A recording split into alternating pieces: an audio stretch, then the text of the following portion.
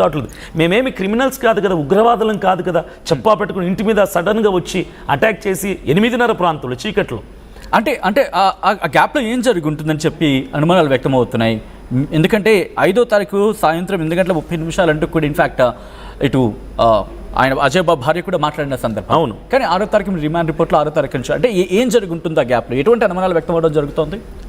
అనుమానాలు ఏం లేవండి. అసలు ఇదంతా మాకున్నటువంటి డౌట్ ఏంటంటే యాక్చువల్లీ ఇప్పుడు ప్రవీణ్ పగడాల గారి ఇష్యూ చాలా హాట్గా నడుస్తుంది. ఏ టీవీ ఛానల్ చూసినా, ఏ యూట్యూబర్ చూసినా, ఏ పాస్టర్ చూసినా, ఏ క్రైస్తవుడు చూసినా వాళ్ళ ఛానల్స్లో, యూట్యూబ్ ప్లాట్ఫామ్ కావచ్చు, సోషల్ మీడియా ప్లాట్ఫామ్స్లో ఎవరు చూసిన చిన్నపిల్లల దగ్గర నుంచి ముసలాళ్ళ వరకు అందరూ ప్రవీణ్ పగడాల. నెక్స్ట్ ఏంటంటే పోస్ట్ మార్టం రిపోర్ట్ కోసం చాలా 1000 కళ్ళతో ఎదురు చూస్తున్నారు.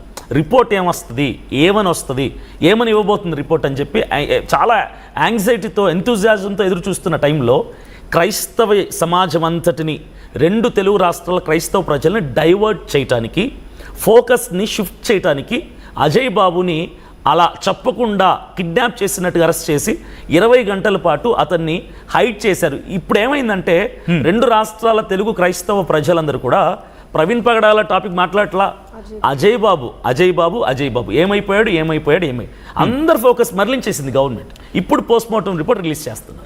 కానీ ఇక్కడ ఇంట్రెస్టింగ్గా ఈరోజు అజయ్ బాబు అరెస్ట్కి సంబంధించి మాట్లాడుకుంటున్న క్రమంలో ఒక కంప్లైంట్ కాపీ కావచ్చు, లేకపోతే కంప్లైంట్ తెర మీదకి వస్తుంది. ఆ నేపథ్యంలోనే ఆ కంప్లైంట్ కాపీలో ఒక వ్యక్తి, ఆయన జోసెఫ్ అనే వ్యక్తి, కంప్లైంట్ చేసిన వ్యక్తి జోసెఫ్ అనే వ్యక్తి, ఆయన కంప్లైంట్ కాపీ మీరు చూడొచ్చు. ఇది కంప్లైంట్ కాపీ. బట్ కంప్లైంట్ కాపీని నేను ఇలా పక్కన పెట్టే ప్రయత్నం చేస్తాను, ఎందుకంటే ఆ వ్యక్తితో ఆర్టీవీ నేరుగా మాట్లాడింది.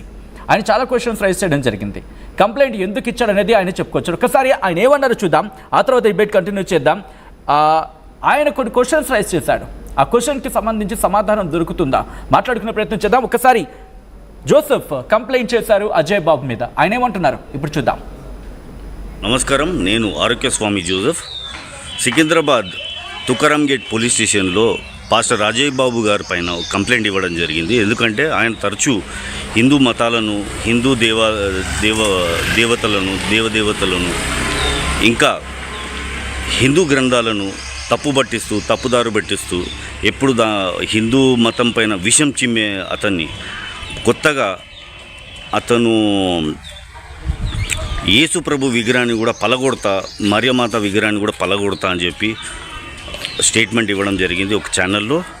దాంతోపాటు అతను పాస్టర్ ప్రవీణ్ పగడాల గారు ఎవరైతే మరణించారో ఆ మరణాన్ని ఓ మర్డర్గా చిత్రీకరించి ఇది ఘటన కాదు, ఇది మర్డర్ అని చెప్పి అక్కడ వెళ్ళి సిబ్బందులను చాలా హడావుడి చేసి పక్కదోవ పట్టించారు.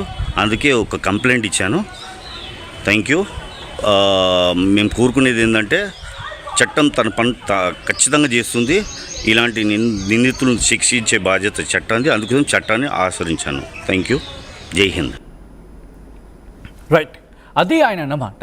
ఆయన ఏమంటారంటే హిందూ ఇన్ఫ్యాక్ట్ దేవతలను ఆయన దూషించడం జరిగింది. ఎవరైనా ఇన్ఫ్యాక్ట్ ఇటు యేసు కావచ్చు, లేకపోతే మరియమ్మ విగ్రహాన్ని కూడా పగలగొడతానన్నాడు ఆయన, అందుకే నేను కంప్లైంట్ చేశానంటూ. సో ఈ నేపథ్యంలో ఈ బేస్ మీద కంప్లైంట్ రిజిస్టర్ అయిందా? అసలు కంప్లైంట్కి సంబంధించి ఏ అంశాలు ప్రస్తావించడం జరిగింది, ఏమైనా చెప్పుకొచ్చారా మీకు అక్కడ?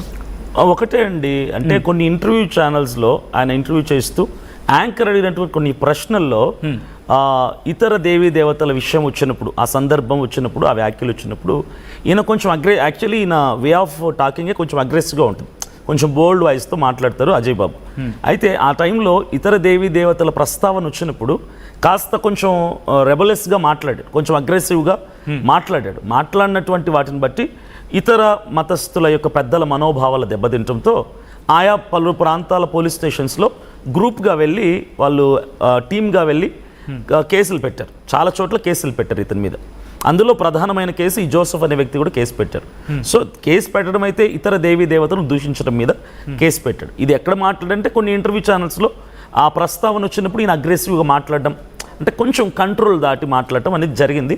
దాని మీదనే ఈరోజు అరెస్ట్ చేసి జైల్లో పెట్టారు. కంటిన్యూ చేద్దాం. సుప్రియ, మీరు ఎప్పుడైతే ఈ ఘటనకు సంబంధించి మీకు తెలిసిందో ఆ ఫ్యామిలీతో మాట్లాడిన టైంలో, ఎందుకంటే ఒక మహిళతో ఇంకొక మహిళ తన బాధను ఆవేదన వ్యక్తం చేసుకోగలదు, అజయ్ బాబు భార్య మీతో ఏమన్నారు?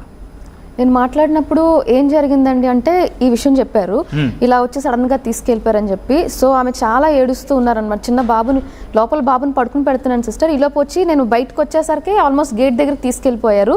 ఆయన ఫోన్ కూడా తీసుకెళ్ళిపోతుంటే ఇది నా పర్సనల్ ఫోన్, నా పర్సనల్ ఫోన్ మీకు ఎందుకు అని చెప్పినప్పుడు ఆయన ఫోన్ వాళ్ళ వైఫ్కి ఇసిరేశారనమాట.